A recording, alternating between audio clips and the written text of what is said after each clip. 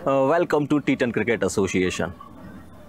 बहुत सारी आवाज़ें आपने सुनी होंगी और हर रोज़ आप बहुत सारी आवाज़ें सुनते हैं। अलग अलग इवेंट्स में ऐसी वॉइस होती हैं जो आज तक शायद कुछ आवाज़ों को नहीं देखा गया है, कुछ आवाज़ों से आप रूबरू हो जाते हैं, लेकिन एक ऐसी आवाज़ जिसे हमने बहुत कुछ सुना है, बहुत कुछ सीखा है। तो हमारे साथ मौजूद हैं कमेंटेटर अमन शर्मा। सबसे पहले तो अमन, स्वागत है आपका इस पॉडकास्ट में। बहुत धन्यवाद। अमन, सबसे पहला मेरा सवाल आपसे बस यही होगा, आपका जो ये सफ़र है कहाँ से शुरू हुआ और कब से शुरू हुआ था?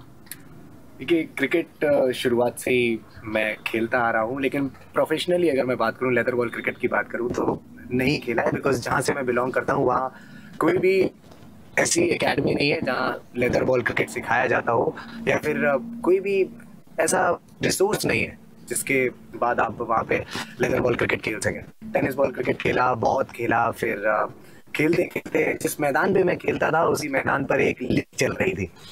दरअसल वहाँ पर लीग चल रही थी तो वहाँ के ऑर्गेनाइजर्स, उन्होंने कोई कमेंटेटर हायर किया था, मैं नाम नहीं लूँगा, लेकिन थोड़े समय के बाद मुझे ऐसा लगा कि मुझे माइक पकड़ना चाहिए, और उन्होंने मुझे ऐसे ही माइक थमाया और जब मैंने बोलना शुरू किया तो फॉर्चुनेटली उनको मेरी आवाज़ पसंद आई, और जिन कमेंटेटर को उन्होंने हायर किया था उन कमेंटेटर को उन्होंने स्कोरर बना दिया। उसके बाद फिर मैंने उस पूरी लीग में काम किया, और सबसे अच्छी बात ये रही कि उस लीग में जो हमारे ब्रॉडकास्टर्स थे तो उन्होंने मेरी आवाज़ को सराहा। उन्होंने कहा कि काफ़ी अच्छा बोलते हो तुम, और फिर उसके बाद उन्होंने कई सपने मुझे दिखाए, और सच बताऊं तो जो सपने होते हैं वही सबसे बड़ी आपकी मोटिवेशन होते हैं। तो जब उन्होंने वो सपने मुझे दिखाए तो मुझे ऐसा लगा कि शायद मुझे ट्राई करना चाहिए। शुरुआत से पढ़ाई में भी बहुत ज़्यादा मन लगता था।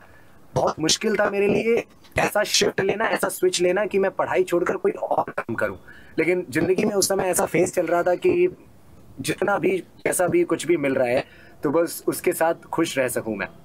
तो फिर मैंने पढ़ाई भी की, साथ साथ जो भी थोड़ा बहुत पैसा कमा रहा था वो पैसा कमाया, और घर वालों का सपोर्ट शुरुआत से ही मुझे मिला, और इसी वजह से मैं अभी यहाँ तक कंटिन्यू कर पाया हूँ। और जो ग्रोथ मेरे को दिखी है शुरुआत से, उस ग्रोथ से मैं बहुत ज़्यादा खुश हूँ। और जैसा कि आप सब जानते हैं और ऐसा कहा भी जाता है कि जिस कार्य को आप कर रहे हैं उस कार्य से अगर आप प्यार करें तो उस कार्य को आप बहुत नेक्स्ट लेवल तक लेकर जा सकते हैं। और शायद वही मेरे साथ हो भी रहा है कि काम अगर आप कुछ कर रहे हैं तो दिल से करिए, लगन से करिए, प्योर इंटेंशन के साथ करिए, कभी ना कभी सफलता आपके पास ज़रूर आएगी। धीरे धीरे सीढ़ियाँ चढ़ता रहा मैं, और आज टी10 क्रिकेट एसोसिएशन के साथ काम करके मुझे बहुत अच्छा लग रहा है। और कई ऐसे इवेंट्स हैं जहां मैं कमेंट्री करने जाता हूं, जहां मैं एंकरिंग करने जाता हूं, और लोग मेरी आवाज़ को बहुत ज़्यादा सराहते हैं। तो उसके लिए मैं शुक्रगुजार हूं ऊपर वाले का कि उन्होंने मुझे इतनी अच्छी आवाज़ के साथ यहाँ पर भेजा है, और आप सभी लोगों का जो प्यार है वो इसी प्रकार मुझे मिलता रहे। आवाज़ की आपने बात की, वर्ड्स की हम चर्चा कर रहे हैं। आप विधुना से आते हैं जी। देखा जाता है कि जो लैंग्वेज है उधर की उतनी ज़्यादा शार्प नहीं है। एज ए कमेंटेटर या एज ए एंकर जी, आपके अंदर जो क्वालिटी है शायद पहले नहीं होगी, कुछ सुधार भी आपने किए होंगे। गॉड गिफ्ट है या फिर आपने बहुत ज़्यादा मेहनत भी की इसके पीछे? देखिए, मैंने अभी आपको बताया कि पढ़ाई में ठीक ठाक था मैं, और मेरे हिसाब से एक और चीज़ मैं सभी को ज़रूर बताना चाहूँगा कि जो पढ़ाई एक एलिमेंट है आपकी लाइफ में, वो कभी वेस्ट नहीं जाता है। आप भले ही जो सपना देख कर बैठे हो, और शायद आप ये सोच कर बैठे हो कि मैं इस सपने को पूरा करके रहूंगा, मैं ये ड्रीम अपना पूरा करूंगा, भले ही वो पूरा ना हो, लेकिन जो पढ़ाई आपने की है वो कभी कभी वेस्ट नहीं जाएगी। तो आपने कहा कि मैं विधुना से बिलोंग करता हूँ। वैसे तो आजकल एजुकेशन का जो स्टैंडर्ड है वो धीरे धीरे हर जगह बढ़ रहा है, और जिन संस्थाओं में मैं पढ़ा, जिन स्कूल्स में मैं पढ़ा, वहाँ एजुकेशन का लेवल बहुत अच्छा था। And all thanks to my father, जिन्होंने मुझे इतने अच्छे रिसोर्सेज दिए जिनके वजह से मैं इतनी अच्छी एजुकेशन गेन कर पाया। और आपने बात की कि इतना अच्छा मैंने कमांड हासिल किया है जो इंग्लिश में और हिंदी में, so it's all because of the education. आप धीरे धीरे चीज़ें करते जाइए, and practice makes a man perfect, वो तो होता ही है, और एक्सपीरियंस के साथ इंसान चीज़ें सीखता चला जाता है। लेकिन पढ़ाई एक ऐसा एलिमेंट है जो आपको कहीं ना कहीं तो लेकर जरूर चला जाएगा, और वहां पर भी ऐसा नहीं है कि आधे मन से आप कोई काम करें, वहां पर भी पूरी लगन के साथ आपको पढ़ाई करनी पड़ेगी। पढ़ाई की मैंने, लेकिन उसके बाद चीज़ें हो सकता है कि आपके लिए भी, जैसे मेरे लिए वर्कआउट नहीं की, हो सकता है कि आपके लिए भी वर्कआउट ना करें। 12th के बाद 2-3 साल मेरे जीवन में ऐसे रहे जहां मुझे समझ नहीं आ रहा था कि मुझे क्या करना चाहिए। वो कोरोना का आ जाना, उसके बाद फिर जो मैं करना चाहता था वो मैं नहीं कर पाया किसी वजह से।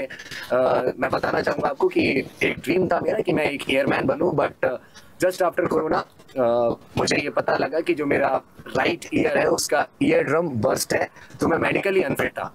तो उस टाइम तक मतलब मुझे सब कुछ ठीक लग रहा था, लेकिन जैसे ही मुझे ये बात पता लगी तो मैं अचानक से हिल गया। क्योंकि जो आपने सोच रखा हो, जिस बारे में आपने बहुत ज़्यादा मेहनत की हो जिसके लिए, और फिर वो चीज़ आप ना हासिल कर पाए बिकॉज एक अनइंटेंशनल चीज़ आ जाए वहाँ पर, तो बहुत बुरा लगता है। फिर उसके बाद 2-3 साल तक मैं भटकता रहा, कई एग्जाम्स की प्रिपरेशन की, और उसके बाद फिर एक मोमेंट ऐसा आया जहाँ से मुझे माइक पकड़ने का मौका मिला, और मुझे नहीं पता था कि मैं इसको अपना एक फुल टाइम वर्क बना लूँगा। और अपने इस फुल टाइम जॉब से आज मैं बहुत खुश हूँ, और all thanks to my father and जो उन्होंने एजुकेशन मुझे दिलवाई है उसके लिए बहुत बहुत धन्यवाद। तो बस प्रैक्टिस और एजुकेशन का कमाल है कि आज मैं माइक पर बहुत सारे लोगों के सामने फ्लुएंटली बोल पाता हूँ और अपने वर्ड्स रख पाता हूँ। फैमिली सपोर्ट करती है जी। कभी आपने ऐसा भी सुना था जो ये कह रहा हो कि तुमसे नहीं हो पाएगा, और या फिर फैमिली में ही किसी ने बोला हो कि आप गलत कर रहे हैं, आपको स्टडी करनी चाहिए, गवर्नमेंट जॉब की तैयारी करनी चाहिए? क्योंकि देखिए डॉक्टर इंजीनियर हर घर से मिल जाएगा, कमेंटेटर एंकर ये हर जगह से नहीं मिलता है। तो ऐसा कुछ आपने फेस किया था फैमिली में या फ्रेंड सर्कल से जिसने बोला हो कि आप शायद नहीं कर सकते या गलत कर रहे हैं? देखिए, शुरुआत से ही एक चीज़ पर मैंने फोकस किया कि किस तरीके से मैं अपने पेरेंट्स को खुश रख सकता हूँ। आज भी पापा की कही हुई कोई भी बात मुझे चुभ जाती है, और बस यही है कि उनका कहा हुआ शुरुआत से सुनता चला आया हूँ। तो एक चीज़ मुझे शुरुआत से मेरे करियर में अच्छी लगी कि मेरे पापा ने मुझसे कुछ नहीं कहा। अगर उस वक्त वो मेरे पिताजी जो है वो अगर कुछ कह देते तो शायद मैं आज यहाँ बैठकर आपके साथ पॉडकास्ट ना कर रहा होता। बाकी लोगों ने क्या कहा, मैंने सारी नॉइसेस को पूरी तरीके से इग्नोर किया, मैंने कुछ नहीं सुना। मैंने सिर्फ एक ही बात समझी कि मेरे पापा और मेरी माताजी, उन्होंने मुझसे कभी कुछ नहीं कहा इसके बारे में कि तुम यहाँ मत जाओ, तुम वहां मत जाओ, तुम ये क्या कर रहे हो। उन्होंने कहा कि अच्छा कुछ कर रहे हो करो, बट दिल लगा के करो। जब मैंने अपने करियर की शुरुआत की, फर्स्ट डे जब मैं अपनी पेड गिग पे गया था, मैं बताना चाहूंगा आपको मोनू जी कि मेरी माताजी का ऑपरेशन था उस दिन। मेरी माताजी का पेट का ऑपरेशन था किसी चीज का, और मेरे पापा ने एक भी बार ये नहीं बोला कि इस दिन तुम्हें यहाँ से घर से कहीं नहीं जाना चाहिए। मेरे पापा मेरी माताजी दोनों ही लोग हॉस्पिटल में थे, और मुझे आगरा जाना था। मेरी पहली जो पेड गिग थी वो आगरा में थी, और वहां मैं गया। ऑब्वियसली चिंताएं सबको लगी रहती हैं, तो मैं काम कर रहा था। पहला दिन था मेरा, और एक बहुत यादगार दिन बन गया वो, बहुत बड़ा दिन, वो बड़ा बहुत पल मेरी माताजी के लिए भी था। और उसके बाद तो जिस तरीके से शुरू हुआ ये कारवां, वो आगे चलता जा रहा है। और एक और चीज़ मैं सभी युवाओं को बताना चाहूँगा, वैसे मैं भी बहुत अभी बड़ा नहीं हूँ कि मतलब मैं युवाओं को कुछ बता सकूँ, लेकिन हर एक इंसान कुछ ना कुछ आपको सिखा सकता है। तो मैं भी एक ही चीज़ बताऊँगा कि जब भी आप कुछ ऐसा करने जाएं जो सामाजिक तौर पर सही नहीं है, तो आप आसपास की आवाज़ों को थोड़ा सा बंद कर दीजिए। I mean, जो आपके दोस्त हैं, जो आपका उठना बैठना है, वो थोड़ा सा आप कम कर दीजिए, और कोशिश करिए कि जितना आप हो सके आप अपने काम पर फोकस करें, और जितना हो सके आप हार्डवर्क करें, और सिर्फ खुद पर फोकस करें। सेल्फ लव आई थिंक सबसे ज़्यादा ज़रूरी है, और खुद पर ध्यान देना सबसे ज़्यादा ज़रूरी है। जब आप कोई ऐसा काम करने जा रहे हो जो समाज ने सोचा ही ना हो कि कोई ऐसा कुछ कर सकता है। हाँ, कोई गलत काम नहीं करना है आपको, क्योंकि वो भी सामाजिक तौर पर गलत है, लेकिन अगर आपके पेरेंट्स कह रहे हैं कि आप ठीक कर रहे हैं, आसपास के लोगों को आप मत सुनिए, क्योंकि आपके अंदर इतना विश्वास होना चाहिए कि आप कर लेंगे। हार्दिक पांड्या की एक बात मुझे याद आती है मोनू जी, कि अगर आप खुद पर भरोसा नहीं करेंगे तो सामने वाले कैसे करेंगे आप पर। खुद पर भरोसा बनाए रखिए, अपने पेरेंट्स पर भरोसा बनाए रखिए, और उनकी बातों को हमेशा सुनते रहिए। और थोड़ा सा, बस थोड़ा सा मैं यही कहूंगा कि अगर आपके पेरेंट्स कभी भी कुछ भी आपसे कुछ कह रहे हैं ना, तो बस 2 मिनट दीजिए उस बात को। एट दैट मोमेंट आपको ये लग रहा होगा कि शायद हो सकता है कि मेरे पापा गलत बोल रहे हैं, आपको लग रहा हो कि अरे ये मुझे पार्टी में जाने से क्यों मना कर रहे हैं, अरे ये मुझे बाइक राइड पर जाने से मना क्यों कर रहे हैं, लेकिन 2 मिनट बाद सोचकर बैठिए, आप 2 मिनट दीजिए उस बात को, और आपको खुद रियलाइज होगा कि हाँ वो सही कह रहे हैं, और पेरेंट्स कभी गलत नहीं होते हैं। ये चीज़ आप मानकर चलिए, और ये हम सब जानते हैं कि आपके पेरेंट्स ही हैं जो चाहते हैं कि आप उनसे भी बड़े बने, आप उनसे भी सक्सेसफुल बने। बाकी तो पूरी दुनिया है ही, कभी अच्छा कहेगी कभी बुरा कहेगी, आपके अच्छे में आपके साथ होगी, बुरे में तो सब बुराई करने के लिए है ही। अमन, जब माइक आपके हाथ में होता है क्या फीलिंग्स होती हैं उस समय? और प्रेशर की मैं बात करूं तो पहले ज़्यादा हुआ करता था, अभी थोड़ा सा कम है। और एक चीज़ आपसे पूछना चाहूँगा, अगर कोई बात कर रहा है कि मैंने अमन की आवाज़ सुनी है, ये कमेंटेटर अमन शर्मा है, तो उस समय कितना अच्छा मोमेंट होता है, कितनी अच्छी फीलिंग्स आती है? देखिए, कमेंट्री की अगर मैं चर्चा करूं तो एक दौर था जब मेरे पापा रेडियो पर कमेंट्री सुना करते थे, और शुरुआत से ही मतलब वो जो आवाज कान में आती थी बहुत मधुर लगती थी, बहुत अच्छा लगता था कि क्या बोल रहे हैं और क्या जॉब है ये। अचानक से गूज़बम्स आ जाते थे कि हाँ, अब वीरेंद्र सहवाग आउट हुए, अब राहुल द्रविड़ आउट हुए। तो कमेंट्री तो शुरुआत से ही अच्छी लगती थी, वर्क बहुत अच्छा लगता था, लेकिन ये सोचा नहीं था कि इसको फुल टाइम जॉब बनाना है अपना। किस्मत है, कायनात है, उसकी जो साजिश है उसके आगे कुछ नहीं चलता है। God's plan is always great, और गॉड्स प्लान की वजह से मुझे माइक मिलता है लाखों लोगों के सामने बोलने का। और जी, जैसा आपने कहा कि लोग कहते हैं कमेंटेटर अमन शर्मा, थोड़ी बहुत प्रसिद्धि घर में मुझे भी अब मिलने लगी है, और बाहर भी कई लोग अब पहचानने लगे हैं कि जैसे जैसे काम कर रहा हूँ तो वैसे वैसे आगे कनेक्शंस बढ़ ही रहे हैं, और वो बढ़ते ही हैं जैसे जैसे आप समय देते हैं किसी चीज को। तो जब बाहर जाकर बहुत से ऐसे लोग हैं जो बोल देते हैं अमन एंकर, अमन कमेंटेटर, तो बहुत अच्छा लगता है। बहुत सुनकर ऐसा लगता है कि चलिए एटलीस्ट इन लोगों को तो मैं खुश कर पाया। सबको तो खुश कर पाना आपकी बस की बात नहीं है। इस दुनिया में कभी ना कभी आपको कोई ना कोई ऐसा मिल ही जाएगा जो आपसे रूठा हुआ होगा। तो आप दुनिया को खुश करने मत जाइए, जो आपसे खुश हैं उनको देखकर आप खुश हो जाइए, और उनसे प्रोत्साहित होते रहिए, उनसे मोटिवेशन लेते रहिए कि हाँ चलिए एटलीस्ट ये हमारे काम को सराह रहे हैं, ये हमारे काम को अच्छा बता रहे हैं। और वही सबसे बड़ी मोटिवेशन है आपके लिए। एक भी फॉलोअर, एक भी फैन अगर आपने गेन कर लिया है तो वो हमेशा हमेशा आपकी मोटिवेशन का कारण बन सकता है। अमन, आजकल बहुत सारे युवाओं का सपना बन गया है कि उन्हें भी कमेंटेटर बनना है। क्या राय देना चाहेंगे कि सबसे पहले आपको क्या सुधार की आवश्यकता है और किस चीज पर फोकस करना है? देखिए, सबसे बड़ी चीज तो मेरे हिसाब से कमेंटेटर बनने के लिए ये है कि नॉलेज जितनी ज्यादा हो सके वो गेन करिए। तो नॉलेज इज पैरामाउंट, उससे बढ़कर कुछ भी नहीं है। क्योंकि आज हम जिस लेवल पर काम कर रहे हैं, मतलब मेरे जैसे बहुत सारे कमेंटेटर्स जो इस लेवल पर काम कर रहे हैं, वो भी जो बड़े लेवल पर काम कर रहे हैं कमेंटेटर से बात करते हैं तो वो एक ही चीज बोलते हैं, आप नॉलेज गेन करते रहिए, जितना हो सके अपने प्रोनाउंसिएशन पर ध्यान दीजिए।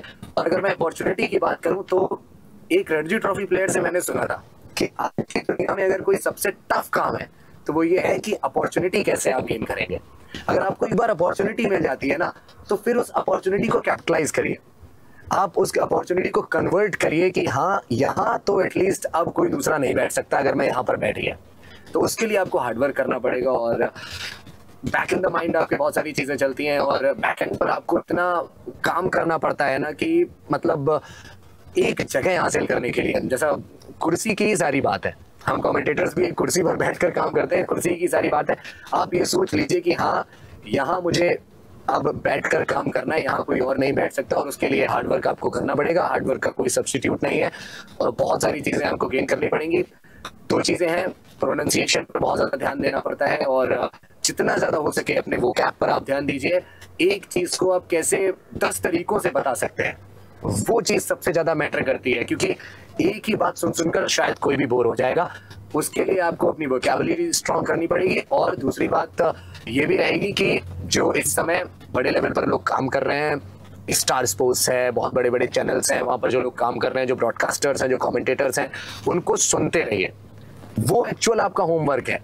आप भले ये सोच रहे हो कि चलिए मैं 15 मिनट के हाइलाइट्स देख लूंगा, लेकिन 15 मिनट के हाइलाइट्स और 7 घंटे के मैच में आप खुद समझ सकते हैं कि 7 घंटे के मैच में आपको नॉलेज बहुत ज्यादा मिलेगी, नहीं 15 मिनट के मैच में। तो 7 घंटे का मैच जब आप पूरा देखते हैं ना, तो आप एक मैच से नहीं तो कम से कम 20 से 30 शब्द निकाल सकते हैं, जो आप अपने अगली गिग में, जो आप अपने अगले मैच में यूज कर सकते हैं, और लोगों को इंप्रेस कर सकते हैं। और एक बार आपने अगर लोगों को इंप्रेस कर दिया तो फिर तो रास्ते आसान होते चले जाते हैं, और रास्ते आसान करने के लिए आपको मेहनत तो करनी पड़ेगी। एक मूवी बनाने में 2.5 से 3 महीने लगते हैं, तब जाकर 2.5 घंटे की एक मूवी तैयार होती है, जिसमें आपको बहुत सारे डायलॉग सुनने को मिलते हैं, लाइन सुनने को मिलती है। हर रोज कमेंटेटर को 6 से 8 घंटे ड्यूटी करनी है, रियल टाइम रहता है, लाइव चल रहा है। कितना मुश्किल होता है उन सारी चीज़ों को मैनेज करना, क्योंकि लाइव में अगर गलती हुई तो उसको कवरअप भी करना है। कैसे बचाया जाता है और कितनी तैयारियां करके आनी पड़ती हैं? देखिए, गलतियां तो सबसे ही होती हैं, हम इंसान हैं, और गलतियां तो मुझे लगता है कि हर किसी से होती हैं और कमेंटेटर से भी होती हैं, लेकिन एक और एस्पेक्ट है कमेंट्री का मोनू जी की कवर अप करना बहुत ज्यादा जरूरी है। अगर आप कवर अप कर गए, और ये स्किल आपको सीखनी पड़ेगी, क्योंकि गलतियां और गलतियों की गुंजाइश जैसे जैसे आपका लेवल बढ़ता जाएगा कम होती चली जाएंगी। आपको फ्लॉलेस रहना है, इम्पेकेबल रहना है, एकदम फ्लुएंट रहना है, और जहां आपको लाखों लोग सुन रहे हैं ना, वो ये ना कह सके कि ये तो कुछ गलत बोल गया। और अगर आपको ऐसा लग रहा है कि अब मैं कुछ ऐसा बोलने वाला हूं और अब मुझे कुछ समझ नहीं आ रहा है, तो आपको फिर चीजें कवर अप करनी पड़ेंगी। कवर अप करना एक ऐसी स्किल है जो मतलब आपको सीखनी पड़ेगी कि, और वो आप कैसे कर सकते हैं। मान लीजिए कि कोई सेंटेंस आप बोल रहे हैं, वहां आपने का की जगह की बोल दिया, अब का के आगे वो चीज फिट नहीं बैठ रही है, लेकिन फिर आप की बोल चुके हैं तो की के आगे वो चीज फिट बैठ रही है, तो उसके लिए आपको दूसरा शब्द चाहिए होगा। दैट्स व्हाट आई टोल्ड कि वो कैप पर आपको बहुत ज्यादा ध्यान देना पड़ेगा, शब्दकोश पर बहुत ज्यादा ध्यान देना पड़ेगा, वो चीज करनी पड़ेगी। और मुश्किलों की अगर मैं बात करूं, देखिए मोनू भाई, अगर मेरे जैसा कमेंटेटर या कोई भी कमेंटेटर इस काम से भी खुश नहीं है ना, तो वो किसी काम से खुश नहीं हो सकता है, क्योंकि ये वो काम है, क्रिकेट आप जी रहे हैं, आप लोगों तक क्रिकेट पहुंचा रहे हैं, एक एक गेंद आपके बहुत करीब से होती हुई जा रही है, आप सामने से देख रहे हैं, खिलाड़ियों से मिल रहे हैं, बहुत कुछ आपको फील करने को मिलता है। इससे बेहतर मुझे लगता है कि कोई काम नहीं हो सकता। लोग कहते हैं कि मेरा काम अच्छा नहीं है, मेरा काम अच्छा नहीं है, लेकिन I am grateful to God कि मुझे ये काम करने का मौका मिल रहा है और लोगों तक क्रिकेट पहुंचाने का मौका मिल रहा है। रियल लाइफ सबको दिखती है कि ऐसे कमेंटेटर, इनकी लाइफ बहुत अच्छी चल रही है, बड़ी कूल चल रही है, लेकिन उसके पीछे की कुछ सच्चाइयां भी होती हैं। क्या कहना चाहेंगे उन चीजों को लेकर? देखिए, सच्चाइयों के लिए तो एक यही चीज है मोनू भाई कि जो स्टेबिलिटी है वो थोड़ी सी कभी कभी मुझे लगता है कि मिसिंग है, लेकिन एक बिजनेस की तरह ये भी चलता है। कनेक्शंस जैसे आपके बढ़ते चले जाते हैं, आप ये मानकर चलिए कि काम भी आपको बहुत अच्छा मिलता है। जितने भी ऐसे लोगों से मैंने बात करी, जितने भी ऐसे लोगों से मैंने बात करी है जो बहुत बड़े लेवल पर काम कर रहे हैं, वो यही कहते हैं कि टाइम देंगे अगर तो कनेक्शंस बनेंगे, और टाइम दीजिए किसी भी चीज को। अपने काम के प्रति आप जो इंटेंशन है उसको प्योर बनाकर रखिए, हार्ट एंड सोल अपना लगा दीजिए उस काम में जो काम आप कर रहे हैं, और फिर जो भी परेशानियां इस समय आप महसूस कर रहे हैं वो धीरे धीरे खत्म हो जाएंगी। और एक और चीज मैं कहना चाहूंगा मोनू भाई कि जीवन में खुश रहना बहुत जरूरी है। देखिए, रियल लाइफ में परेशानियां किसके नहीं होती हैं। मैं ये कह रहा हूं कि जिन लोगों को हम अपनी मोटिवेशन मानते हैं, कि हम ये कहते हैं कि विराट कोहली, मैं ये कहता हूं कि चलिए जतिन सप्रू, मैं ये कहता हूं कि चलिए सुमित कुमार मिश्रा, तो क्या उनके जीवन में परेशानियां नहीं होंगी? लेकिन परेशानियां हटाकर, उनको इग्नोर करके खुश रहना बहुत आवश्यक है। और अगर आप खुश हैं ना, तो आप लाखों करोड़ों कमाने वाले से भी अमीर हैं। खुशी सबसे महंगा गहना है। अगर आप खुश रह सकते हैं तो आप, आई थिंक, बहुत अमीर हैं। जब से आप कमेंट्री लाइफ में आए, कमेंटेटर बने, उसके बाद किन किन क्रिकेटर से मिलने का मौका आपको मिल गया है? हाल ही में गुड़गांव में एक लीग हो रही थी और वहां पर मुझे अभिषेक शर्मा से मिलने का कहूँ या फिर अपने सामने उनको खेलते हुए देखने का कहूँ, वो अनुभव प्राप्त हुआ। और ध्रुव जरैल जी, उनके साथ मैं था वहां पर उस लीग में, थोड़ी सी बातचीत भी हुई। बहुत सारे आईपीएल प्लेयर्स का इंटरव्यू भी मैंने लिया जो इस साल आईपीएल में खेले। उनमें सबसे पहले मैं नाम लेना चाहूंगा दिग्विजय सिंह राठी, जिनको शायद आज हर एक शख्स जानता है उनके सेलिब्रेशन के लिए, उनका जो कस्टमरी सेलिब्रेशन है उसके लिए। और राहुल चहर, वो भी एक इंटरव्यू में मेरे साथ थे, तो वो भी थे मेरे साथ। और आकाश मधवाल, वो भी मेरे साथ थे, जो कि मुंबई इंडियंस से पहले खेला करते थे, और एक नॉकआउट मुकाबले में उन्होंने कमाल की गेंदबाजी की थी और एक 5 विकेट निकाला था। और बात करूं नीतीश राणा जी की, तो वो अभी फिलहाल एक दिल्ली रणजी ट्रॉफी के मैच के लिए प्रैक्टिस करने आए थे दिल्ली में, तो वहां मैंने उनसे मुलाकात की। आयुष पदोनी हैं, उनसे भी मुलाकात कर चुका हूं। तो बहुत सारे ऐसे आईपीएल स्टार्स हैं, रणजी ट्रॉफी स्टार्स हैं, जिनके साथ मुलाकात हो चुकी है और इंटरव्यूज हो चुके हैं। आखिरी 2 क्वेश्चन, आप किसे अपना आइडियल कमेंटेटर मानते हैं? देखिए मोनू भाई, मैंने अगर इस फील्ड में आने के बाद जिसको सबसे ज्यादा सराहा है तो वो रहे हैं जतिन सप्रू जी। और उसके साथ साथ जिनसे मैं बहुत ज़्यादा घुला हूँ, मिला हूँ, वो रहे हैं सुमित कुमार मिश्रा जी। क्योंकि एक ऐसी आवाज़ वो जो कि इंडियन प्रीमियर लीग में काम कर चुके हैं एंड कर भी रहे हैं, अब तो इंटरनेशनल मैचेस भी बहुत ज़्यादा कवर कर रहे हैं। और उनके साथ जब मैंने काम किया तो वो एक बहुत सुखद एहसास था, बहुत अच्छा लगा मुझे काम करके। और उनसे बहुत सारी चीज़ें सीखने को मिलती हैं। और सबसे बड़ी चीज़ जो सीखने को मिलती है कि आप जीवन में किसी भी लेवल पर पहुंच जाइए, लेकिन हम्बल रहिए, विनम्र रहिए, आपको बहुत सारी चीज़ें और मिलती रहेंगी। कभी भी अहंकार मत आने दीजिए, ये चीज़ मैंने उनसे सीखी। और फिर तो वो बहुत अच्छे कमेंटेटर हैं, बहुत अच्छा बोलते हैं, बहुत अच्छी उनकी आवाज़ है। और हर फील्ड में, चाहे आप क्रिकेट की फील्ड हो, चाहे कबड्डी की फील्ड हो, हर फील्ड में उन्होंने जलवा बिखेर रखा है अपनी भोजपुरी कमेंट्री से। वैसे वो भोजपुरी के साथ साथ हिंदी, इंग्लिश, हर भाषा में कमेंट्री कर लेते हैं। टी10 क्रिकेट एसोसिएशन के साथ हमने बहुत कार्य किया है, कई एडिशन हमने कवर भी किए हैं। आपका एक्सपीरियंस कैसा रहा है, कैसा एटमॉस्फेयर और क्या क्या सीखने को मिला है? पिछली साल मैं पहली बार टी10 क्रिकेट एसोसिएशन के साथ जुड़ा और यकीन मानिए कि one of the best experiences. सबसे बड़ी बात डिसिप्लिन और उसके साथ साथ टैलेंट। डिसिप्लिन की बात मैं अगर करूं तो बिल्कुल ऐसा लगता है कि एकदम एक आईसीसी लेवल का कोई इवेंट चल रहा है, टूर्नामेंट चल रहा है, जहां चीजें इतनी टाइम से हो रही हैं, जहां पर टैलेंट इतना अच्छा हमें देखने को मिल रहा है, कंपटीशन इतना अच्छा देखने को मिल रहा है, और एक जो ब्लेंड हमें देखने को मिल रहा है, वो सबसे इंपॉर्टेंट चीज है।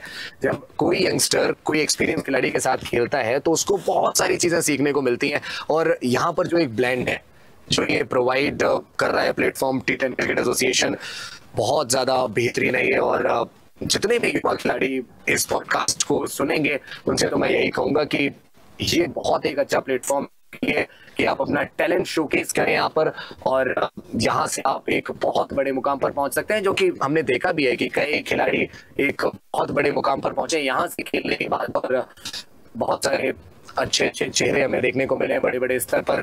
तो उम्मीद करते हैं कि जो यहाँ इस समय खेल रहे हैं, जो पहली बार ऐसे प्लेटफॉर्म पर खेल रहे हैं, वो हमें आगे जाकर आईपीएल जैसी प्रतियोगिता में खेलते हुए नजर आएंगे, इंडिया टीम के लिए खेलते हुए नजर आएंगे। लेकिन टी10 क्रिकेट एसोसिएशन के साथ जुड़कर, राजीव यादव सर के साथ जुड़कर मुझे बहुत अच्छा लगा है। और उम्मीद करता हूँ कि ऐसे ऑर्गेनाइजर, ऐसे टूर्नामेंट मुझे जिंदगी भर मिलते हैं और जीवन इसी तरीके से स्मूथली चलता रहे।